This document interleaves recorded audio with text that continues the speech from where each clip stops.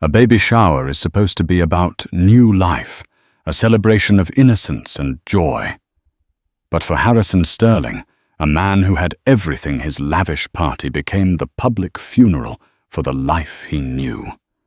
In a garden dripping with pink roses and Cristal champagne surrounded by the city's elite, the ghost of his past arrived. Not in chains, but in couture. His ex-wife, Amelia, the woman he had discarded like last season's fashion, walked in. She didn't come to cry or beg. She came to collect. And what she was about to announce would prove that the best revenge isn't just living well, it's owning it all. Amelia Collins traced the rim of her porcelain teacup, the late afternoon sun casting long, quiet shadows across the minimalist decor of her apartment. It was a space of deliberate calm, a sanctuary built from the ashes of a life that had once been a whirlwind of galas, private jets, and the suffocating pressure of being Mrs. Harrison Sterling. The divorce had been finalized a year ago. A year of relearning the sound of her own thoughts, of discovering that silence wasn't empty, but full of potential. The settlement had been generous, a hush fund, as her lawyer David Chen had bluntly called it. Enough to ensure she never had to work again, but not enough to touch the true source of the Sterling fortune.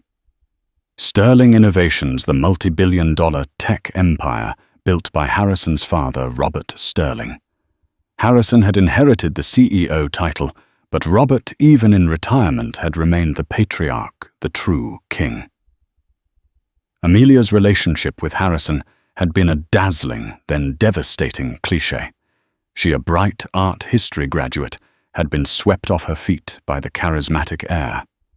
He was charming, ambitious, and utterly magnetic.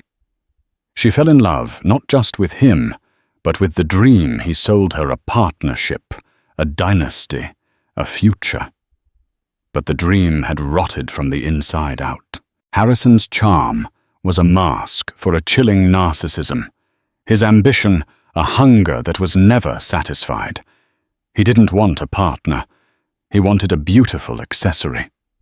The end came swiftly and brutally in the form of Chloe Parker, a lifestyle influencer, a decade younger than Amelia, with a surgically perfected face and an Instagram feed that was a monument to vanity. Harrison hadn't even bothered with the dignity of a discreet affair. He'd flaunted Chloe, parading her at events. Amelia was expected to attend a public humiliation designed to break her spirit and force her hand. It worked. Amelia filed for divorce, her heart a shattered ruin, but her pride miraculously intact. The only part of that life she truly missed was Robert. Her father-in-law had been more of a father to her than her own. He was a stern, brilliant man who saw past the pretty face and the society wife persona. He saw her mind. They would spend hours in his library, discussing everything from market trends to Renaissance art. He'd once told her, his voice raspy over a glass of scotch, "Harrison builds things with my money. Amelia, you appreciate the things that money can't buy. That makes you the richer one." His death 2 months ago had been a genuine blow.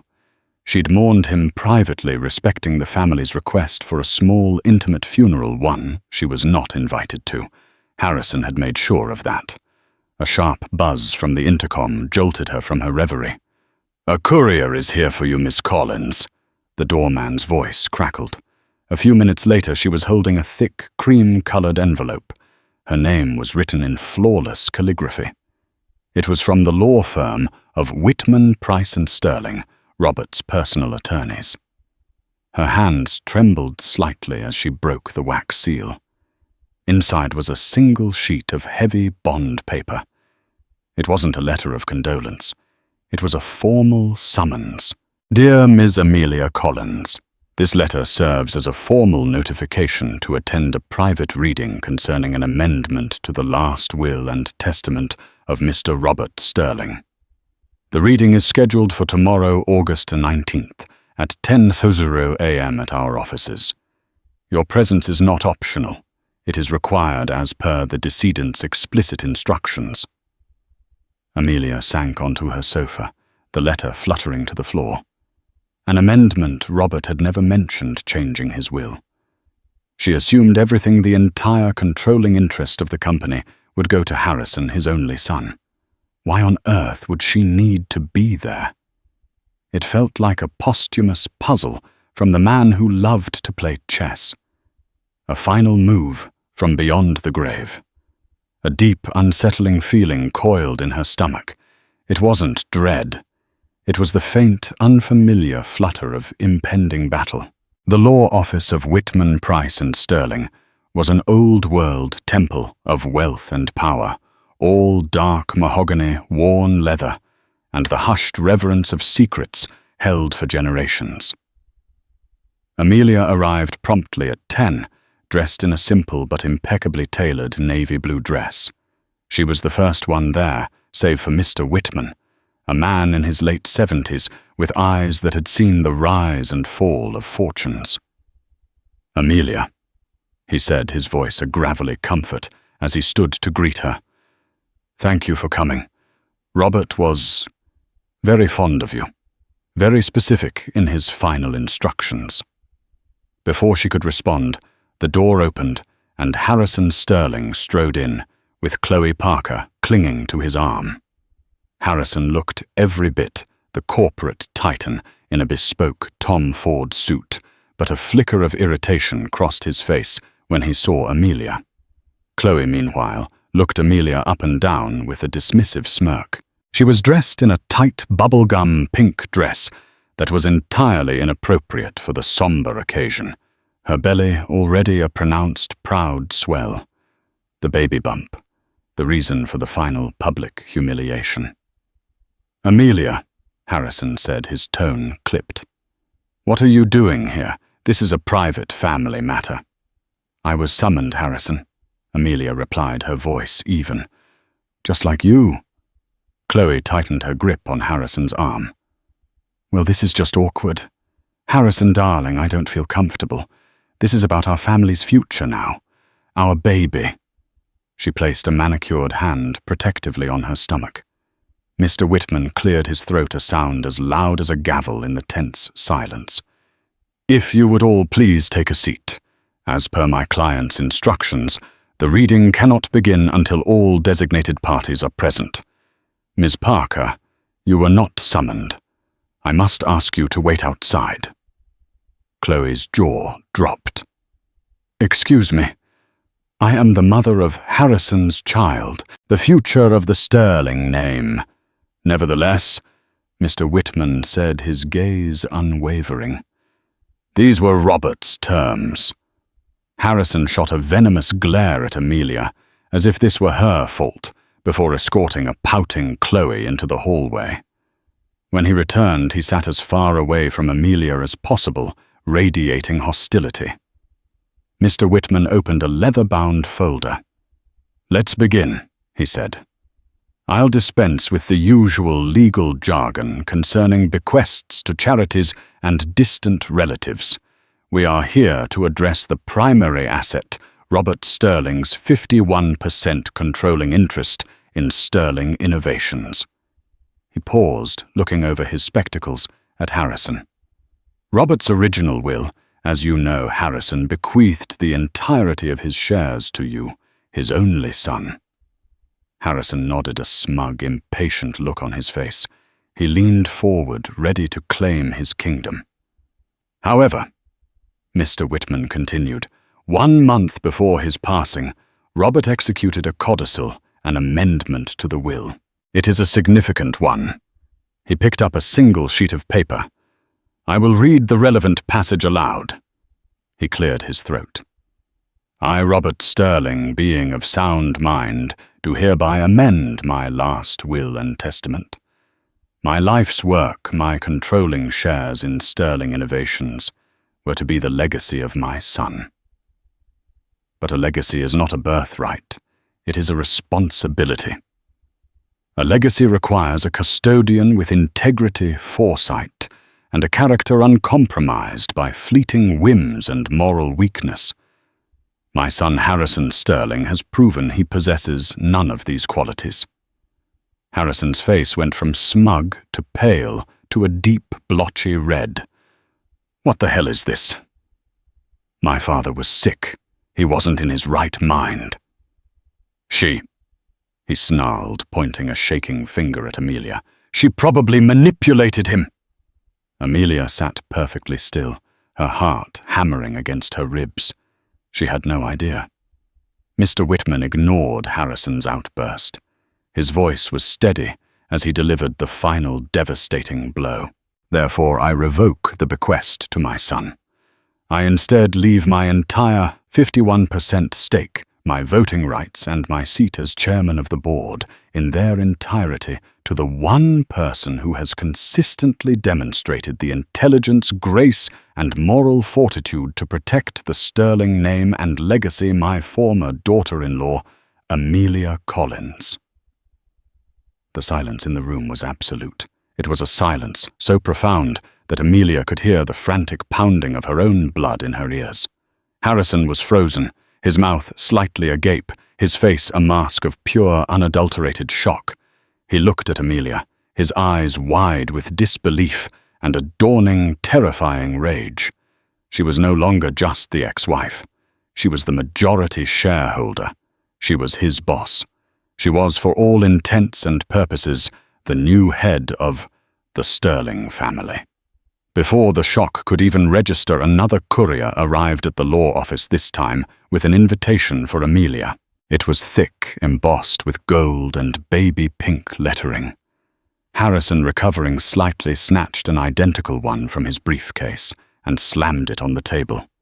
It was an invitation to the baby shower for him and Chloe to be held that coming Saturday. At the bottom, in a cloying, feminine script, were the words, "A celebration of our new beginning and the future of the Sterling dynasty." Harrison finally found his voice, a low, dangerous hiss. "This is a joke, a sick, twisted joke. You will not get away with this, Amelia. I will fight this. I will drag your name through the mud until you have nothing left. You will not set foot in my company or my home." Amelia looked from the will in Mr. Whitman's hand to the garish invitation on the table. A slow, cold fire began to burn where her shock had been. A new beginning. The Sterling dynasty. He was hosting a party to celebrate the life he built on the ruins of hers, using the money and power he thought was his. An idea audacious and terrifying began to form in her mind. Robert hadn't just given her his shares.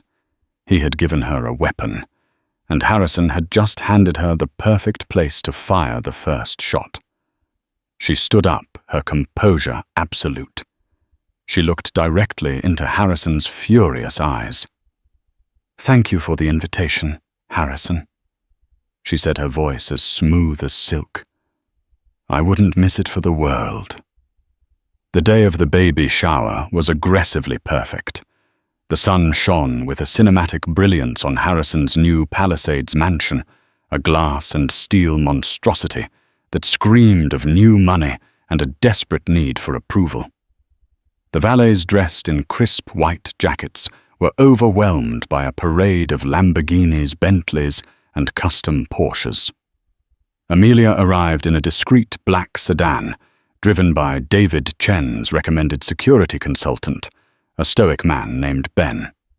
She had spent the last few days in a whirlwind of legal consultations.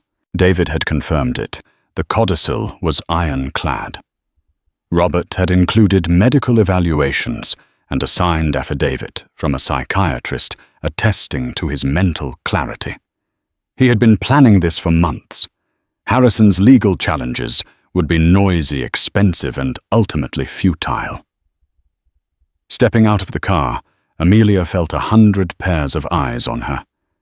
She had chosen her armor with care, a simple form-fitting sheath dress in a deep emerald green, a color of wealth and rebirth.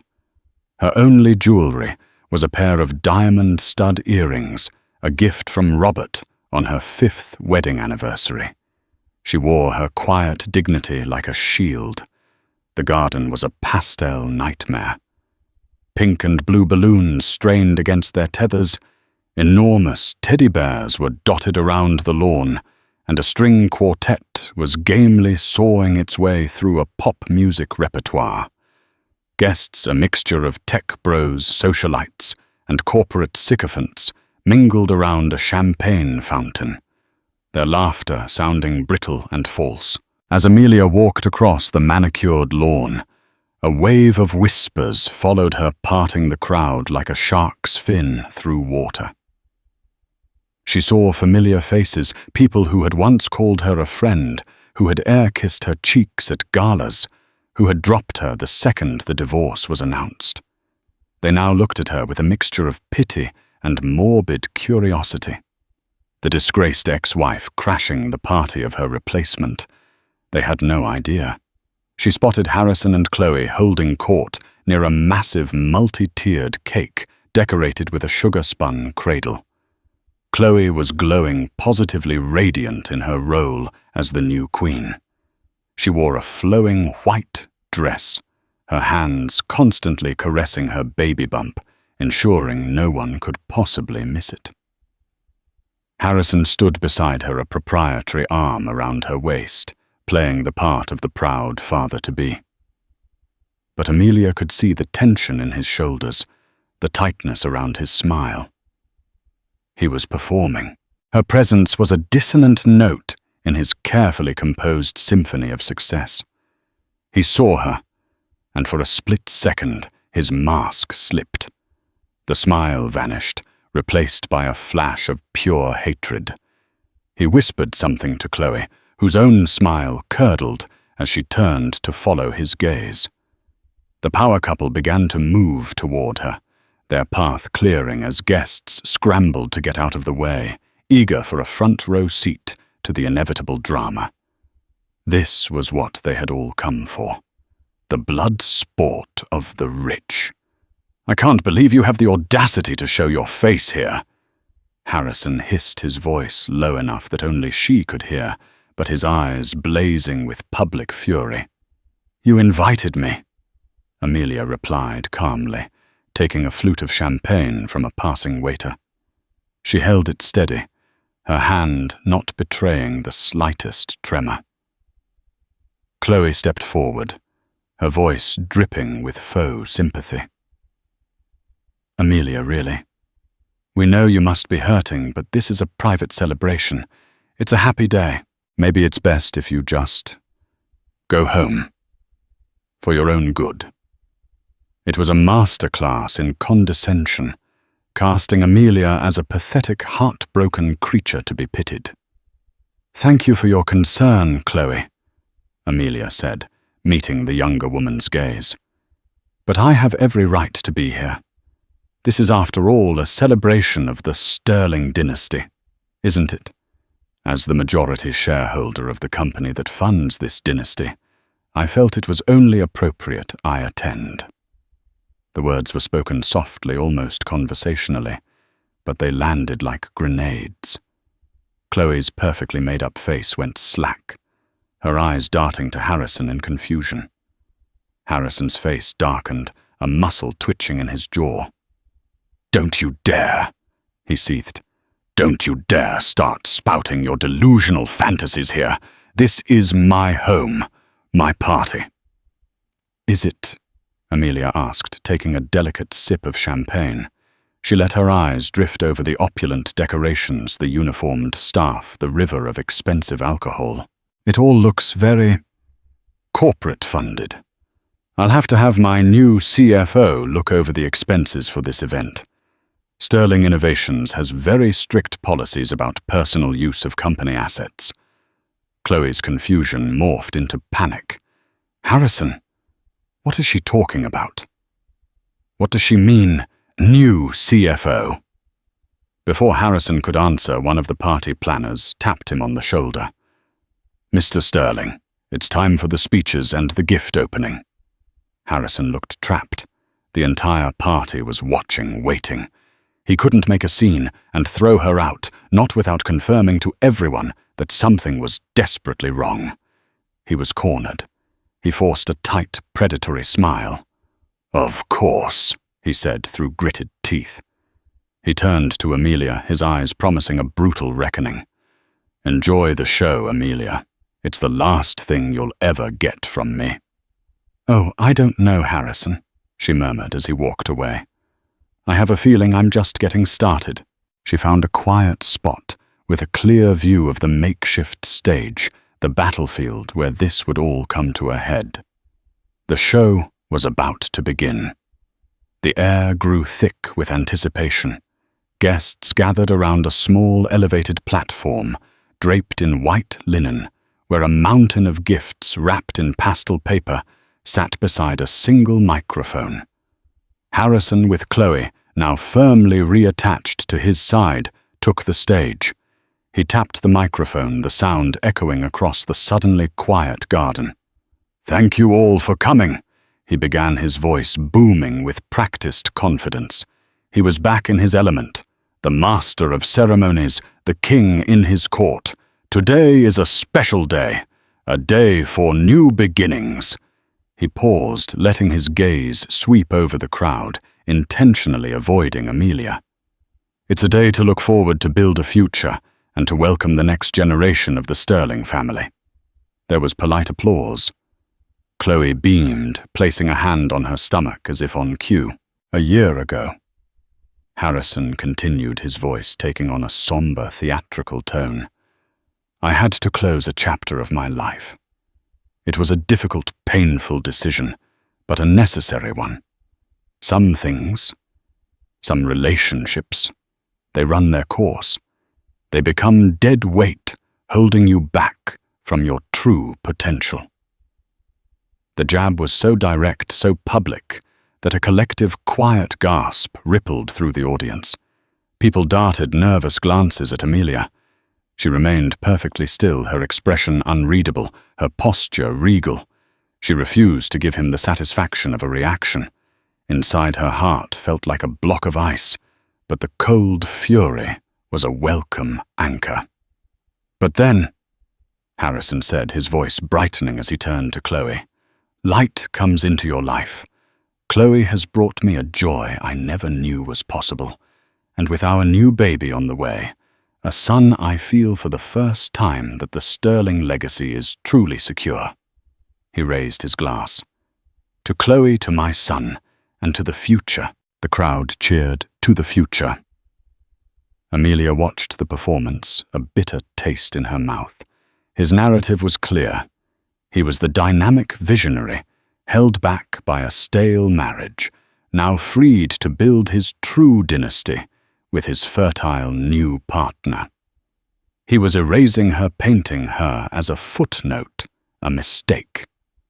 After Harrison's speech, a few of his sycophantic friends got up to say a few words, each one extolling Harrison's brilliance and Chloe's beauty.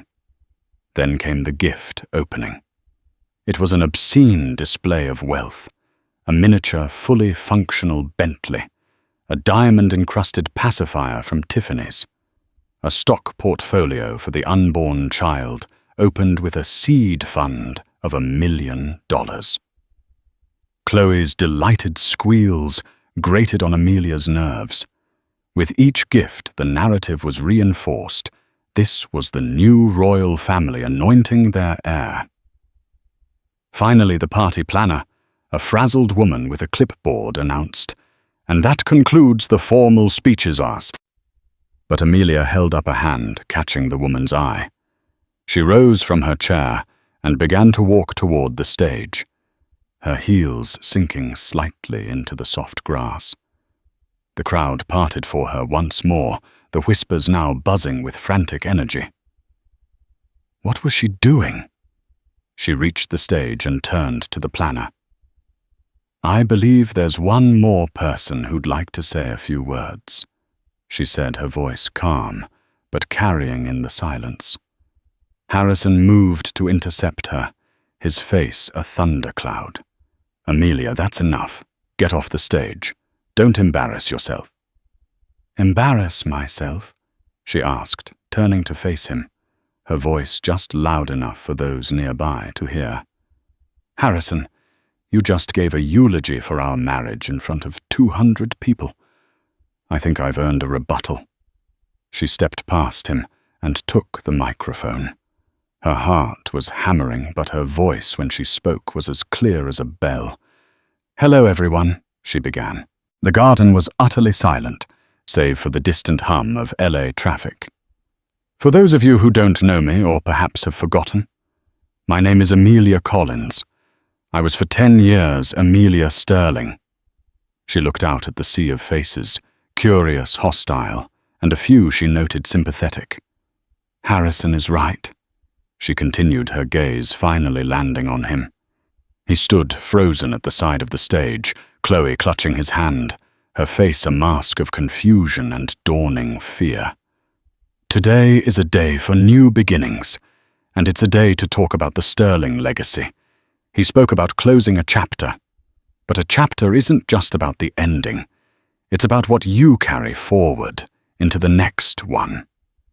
She paused, letting the tension build. Harrison spoke of being held back. But the truth is, the Sterling legacy was never his to be held back from. It was a gift, a responsibility entrusted to him by a great man. His father, Robert Sterling. At the mention of Robert's name, a respectful hush fell over the crowd. Robert was a man of vision, Amelia said, her voice now filled with genuine warmth and sadness. He was also a man of impeccable character. He believed that a legacy wasn't just about money or power. It was about integrity. And he watched with a heavy heart as the company he built began to lose its way. Harrison took a menacing step forward. That's enough, Amelia. She ignored him, her voice rising with controlled power. Robert saw a future that was being squandered, a legacy being tarnished by reckless decisions, vanity projects. She glanced at the ostentatious party around them, and a profound lack of moral character. So he did what any great leader would do. He made a change. He secured the future of his company. She locked eyes with Harrison, a cold, triumphant fire in her gaze. This was the moment, the point of no return. He amended his will. The words hung in the air, charged and dangerous. He amended his will. Chloe's perfectly painted lips parted. Amended, Harrison? What is she talking about? She whispered, her voice tight with panic. Harrison's face was a mottled canvas of rage and disbelief. She's lying, he spat out, though the words lacked conviction. He looked less like a king and more like a cornered animal. Amelia continued, her voice resonating with newfound authority.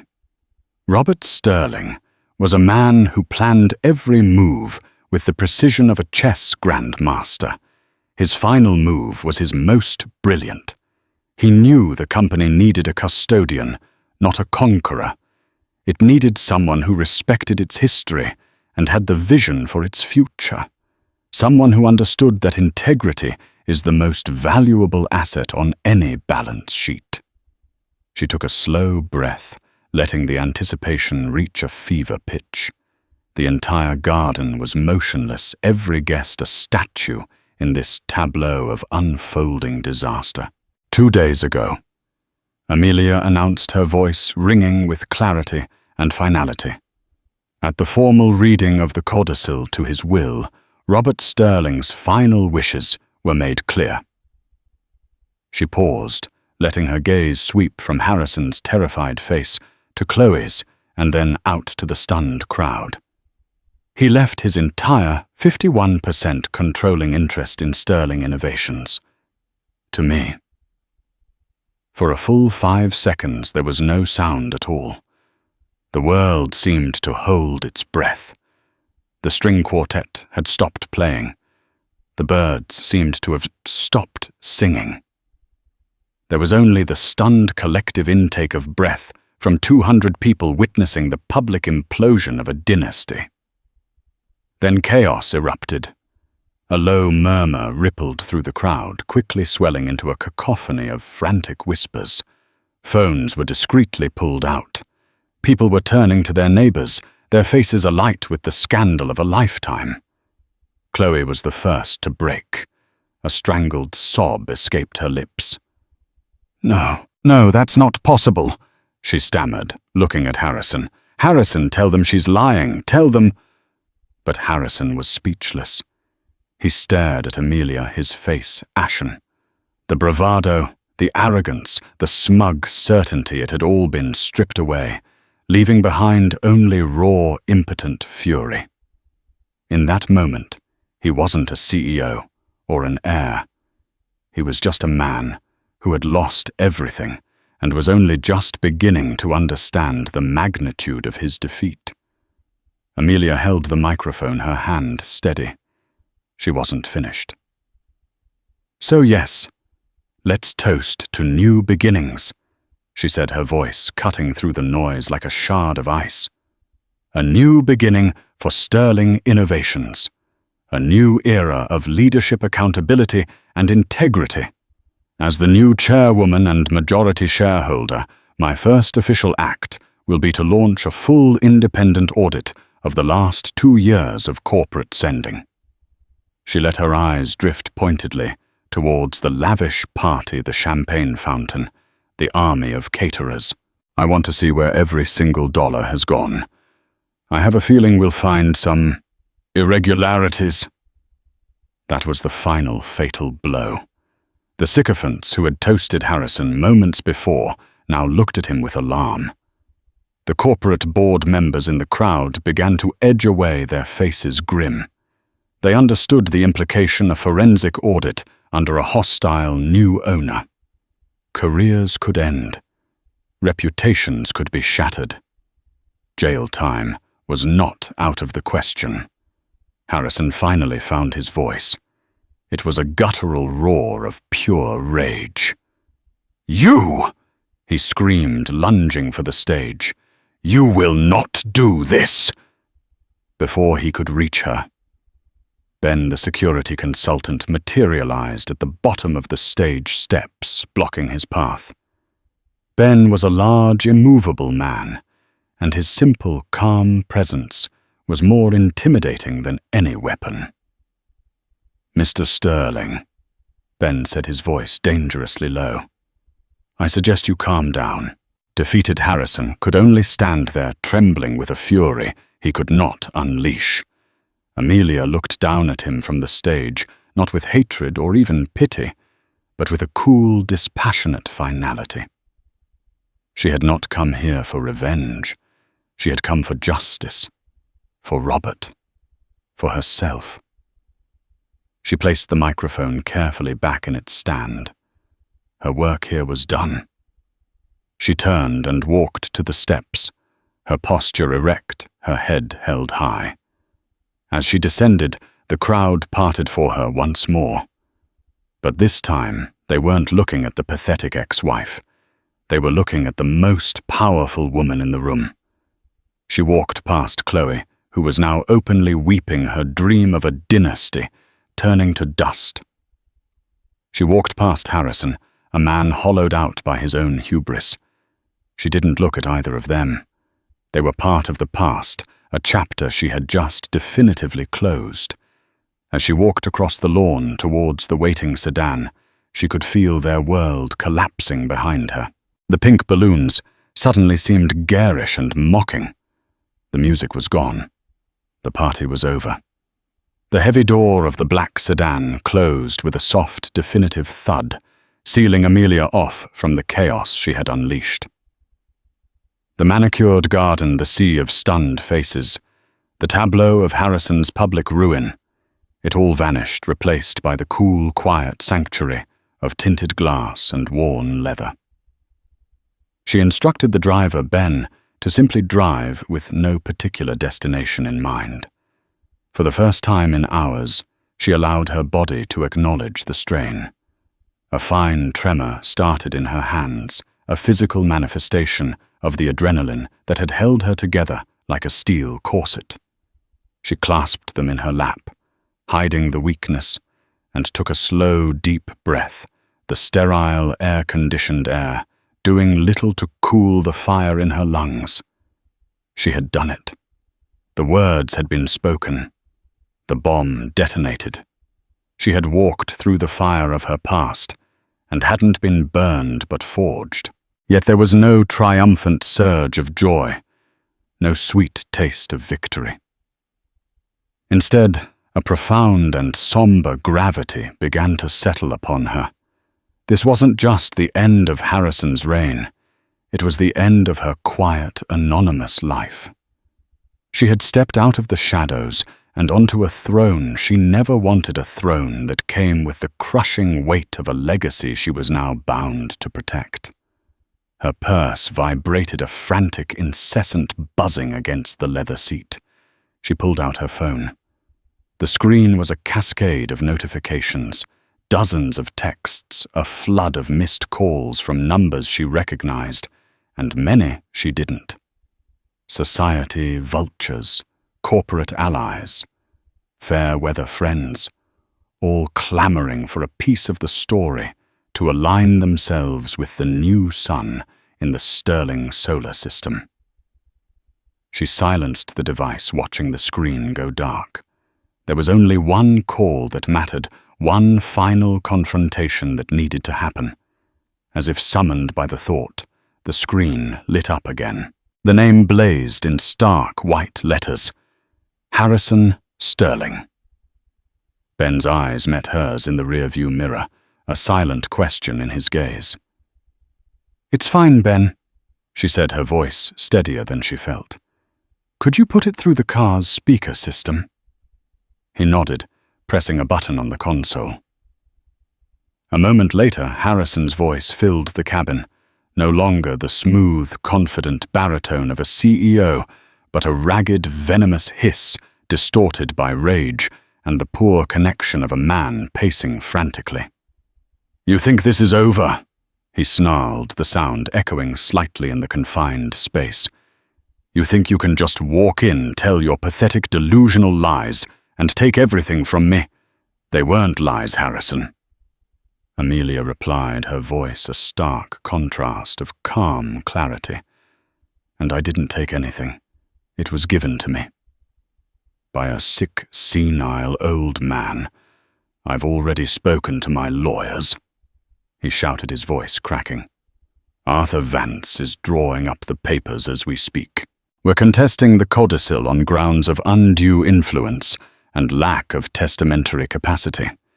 We will prove that you preyed on a grieving, mentally incompetent man. We will subpoena your bank records, your phone records, your friends. I will drag your name through so much mud you'll forget what it feels like to be clean. I will bury you." The threats were textbook. Harrison brutal public and designed to intimidate through sheer force of will.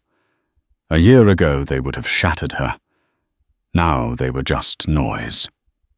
"You are welcome to try," she said, her tone dispassionate, as if discussing a minor business matter. "But you should know that Robert anticipated this.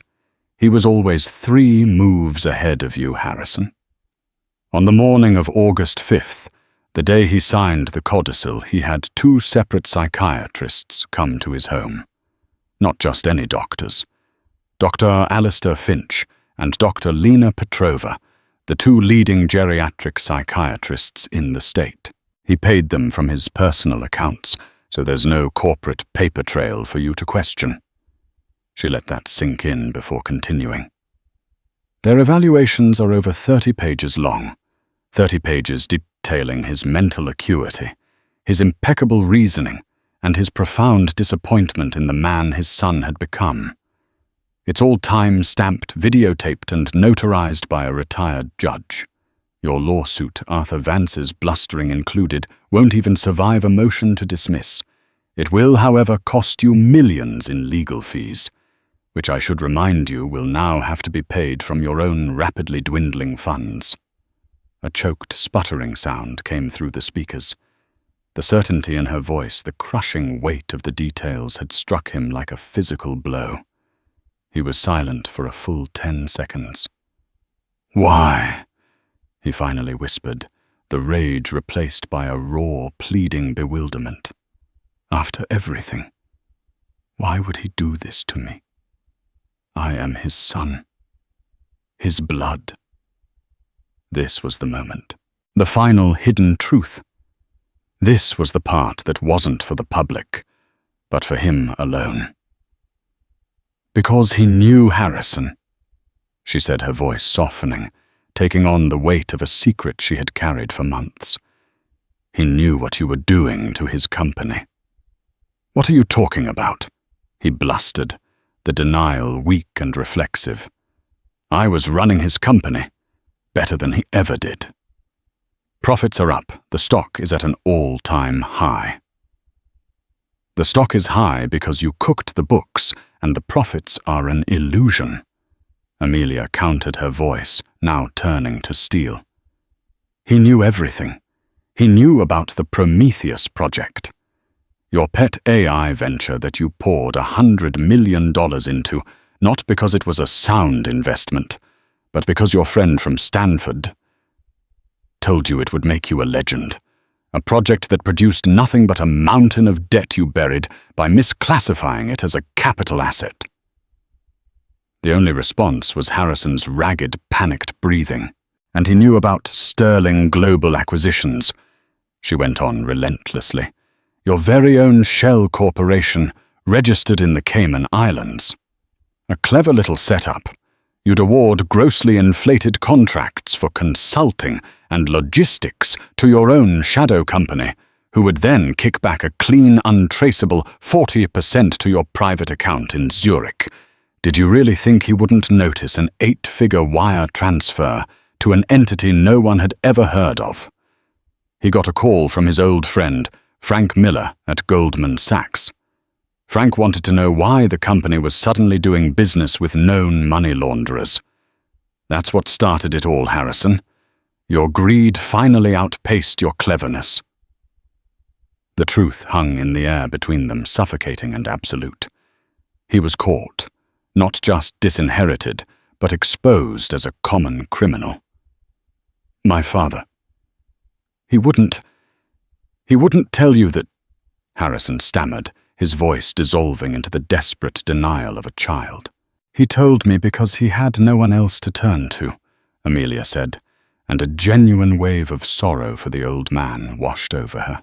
"He loved you, Harrison. That was the tragedy of it all. He told me it broke his heart. He said, 'I built an empire, Amelia, but I failed to build a man.' He couldn't bear the thought of the FBI raiding the offices he built, of seeing the Sterling name dragged through a federal indictment. He didn't want to see his only son in prison." She paused, letting him absorb the full horror of his situation. So he was faced with an impossible choice: save his company or save you. In the end, he found a third way. He chose to save his company by using me, and in doing so, he gave you one final, undeserved chance to save yourself. She explained the final devastating piece of the puzzle. "He left a directive for me with his lawyer, along with a dossier, a thick, beautiful leather-bound folder filled with copies of wire transfers, falsified invoices, sworn testimony, from the CFO you fired. It's a complete roadmap of your crimes." His instructions were clear. "I was given a choice. I could quietly take control of the company and allow you to resign for personal reasons, letting you slink away with whatever you had already stolen. Or I could hand the dossier over to the SEC and the district attorney. He gave me the weapon, Harrison, and left it to my discretion whether or not to fire it." A desperate wheezing sound came from the phone, the sound of a man drowning. "What do you want, Amelia?" he finally whispered, the voice of a man utterly broken, stripped of all power, all pride, all hope. Amelia looked out the window at the endless city lights. She felt no satisfaction, only a profound weariness. I wanted you to have the decency not to flaunt your betrayal at a party celebrating the destruction of our marriage. I wanted you to honor your father's memory, instead of using it as a prop in your speech. But you couldn't even manage that. Her voice became salt precise and absolute, the voice of a chairwoman giving an order. Here is what is going to happen. By 9 a.m. tomorrow morning, an email containing your signed unconditional resignation from the board and as CEO will be in my inbox. By noon, your personal effects will be removed from your office. Your keycard and all company property will be surrendered to security.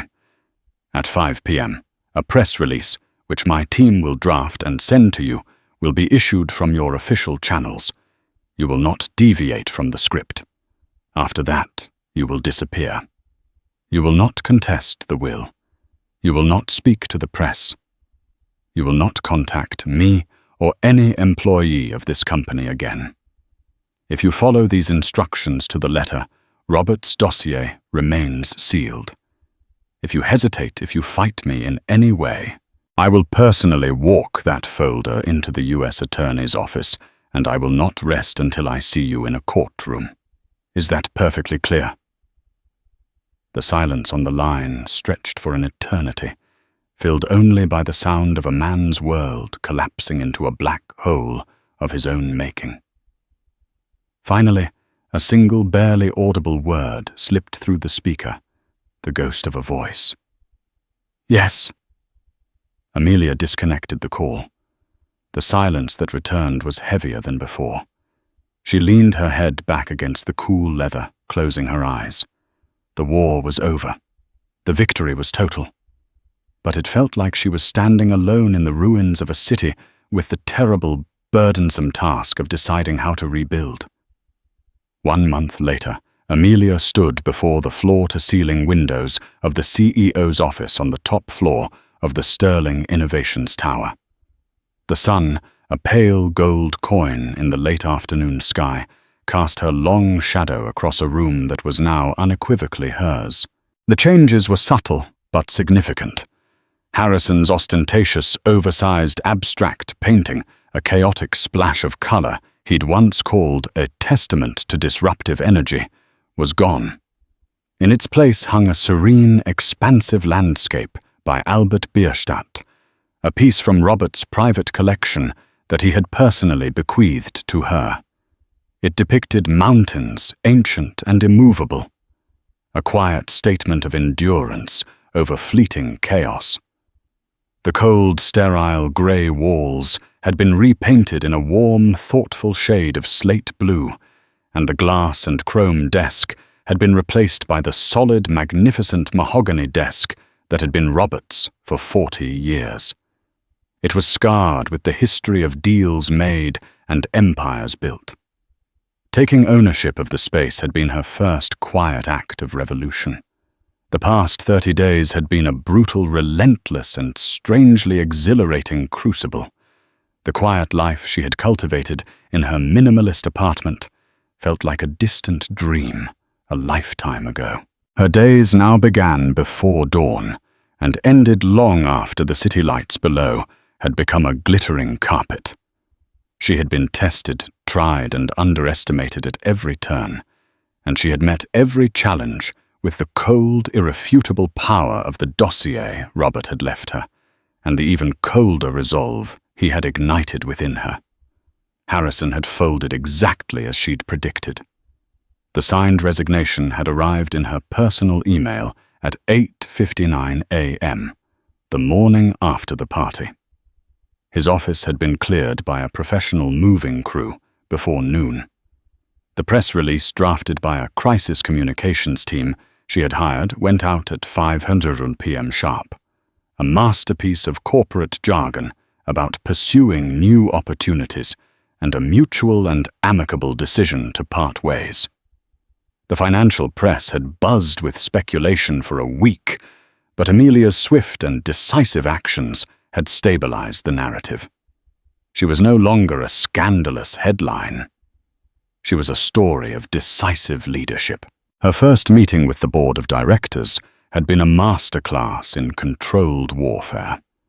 She had walked into the boardroom to face a phalanx of 10 men in dark suits, their faces a mixture of morbid curiosity, deep-seated skepticism, and outright hostility.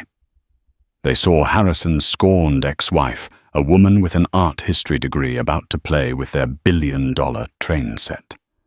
Gregory Finch, a board veteran and Harrison's most vocal supporter, had been the first to test her. With all due respect, Amelia, he had begun, the words dripping with condescension. Running a global tech firm requires a certain specialized background, not just a name on a will. Amelia had let the silence hang for a moment before she responded, her gaze level. You're absolutely right, Gregory. It requires a meticulous eye for detail. For instance, she continued, opening a sleek, leather-bound folder in front of her. Not the dossier, but one that looked remarkably like it. It requires asking why the board approved a $75 million capital expenditure for the Prometheus project in Q3 of last year, despite an internal report from engineering stating the core technology was unviable. My records show you personally championed that vote. Was that before or after Harrison transferred the $2 million in company stock to a private trust managed by your brother-in-law? Finch's face had gone a bloodless white. The rest of the board went rigid. In one surgical strike, she had shown them that she not only had the power, but she had the knowledge. She knew exactly where every single body was buried because Robert had drawn her a map. From that moment on, their loyalty born of fear, but quickly morphing into respect, was hers. 3 of them, including Finch, tendered their early retirements within the week. The promised audit was now in full swing, conducted by a team of forensic accountants from Deloitte, who were tearing through years of Harrison's creative bookkeeping. They were not just confirming Robert's findings, but uncovering new layers of rot vendor kickbacks, ghost employees on the international payroll, a corporate retreat in Aspen that was in fact a down payment on a ski chalet for Chloe. Each discovery was another nail in the coffin of Harrison's reputation and another stone in the foundation of Amelia's new regime. Harrison himself had evaporated. Rumor had it he was holed up in a luxury high-rise in Dubai, one of the few places without a U.S. extradition treaty, desperately trying to liquidate what offshore assets he had left before the wave of shareholder lawsuits hit the shore. He was a king in self-imposed exile, his kingdom now a gilded cage. Chloe, ever the survivor, had executed a breathtakingly shameless public pivot. Her Instagram, silent for a week, had roared back to life. The photos of private jets and diamond bracelets were replaced with soft focus, black and white images of her cradling her pregnant belly, staring pensively out of a window. The captions were a masterwork of victimhood narrative. Choosing to rise from the ashes of a toxic situation, protecting my unborn child from a world of corporate greed and broken promises, my journey of healing starts now. Survivor, single mumby choice, unbreakable. She was already monetizing her trauma with partnerships for baby products and wellness apps. Amelia almost felt a flicker of admiration for the sheer audacity. A soft knock on her office door pulled her from her reverie. It was Sarah, her new executive assistant, a sharp, fiercely competent young woman she had promoted from the marketing department. Ms. Collins, the board is assembled. They're ready when you are. Thank you, Sarah. I'll be right there. Amelia took one last look at the view. The sun was dipping lower, painting the sky in hues of orange and violet. She thought of Robert, of the immense, terrifying trust he had placed in her. This role was a heavier burden than she could ever have imagined, yet she felt a growing sense of purpose, a rightness to it all. She had once curated collections of art, preserving the beauty of the past. Now she was curating a company, preserving a legacy for the future. It wasn't the life she had chosen, but she was shocked to discover she was good at it. More than good. She was thriving. She turned from the window, the setting sun at her back, and smoothed the lapels of her sharp navy blue suit. She walked with a newfound confidence, her heels clicking with quiet authority on the marble floors as she approached the boardroom. When she pushed open the heavy oak doors, the 7 remaining board members, who had been chatting amongst themselves, immediately fell silent. As one, they rose to their feet. The gesture was no longer a mere formality. The look in their eyes was different now. The fear and skepticism of that first meeting had been replaced by a hard-won, palpable respect. They had seen her work, had witnessed her intelligence, her tenacity, and her unwavering integrity. They no longer saw Harrison's ex-wife. They saw their leader. Amelia walked to the head of the table, to the magnificent mahogany desk's matching chair.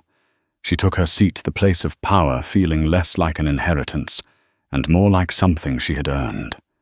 She looked at the faces staring back at her, a team she was forging from the wreckage of the old one. The fight to claim her power was over. The work of wielding it had just begun. A small, confident smile touched her lips. "Good morning, gentlemen," she said, her voice clear and steady in the quiet room. "Let's get to work." Amelia's story is a powerful reminder that the end of one chapter is often the explosive beginning of another. She walked into her own personal hell and emerged not just a survivor, but a queen who had claimed her throne. It wasn't just about the inheritance. It was about inheriting her own power, a strength that was inside her all along. She proved that the best revenge isn't a dish served cold, but a corporation served a hostile takeover. Her journey from a discarded wife to a commanding CEO shows us that sometimes you have to lose everything to finally gain what you truly deserve. If Amelia's story of strength, justice, and epic revenge resonated with you, please show your support by hitting that like button. It truly helps our channel grow. Don't forget to subscribe and ring that notification bell so you never miss another incredible real-life drama. Share this video with someone who loves a story where the underdog comes out on top. And finally, head down to the comments and let us know. What would you have done in Amelia's position? We can't wait to hear from you.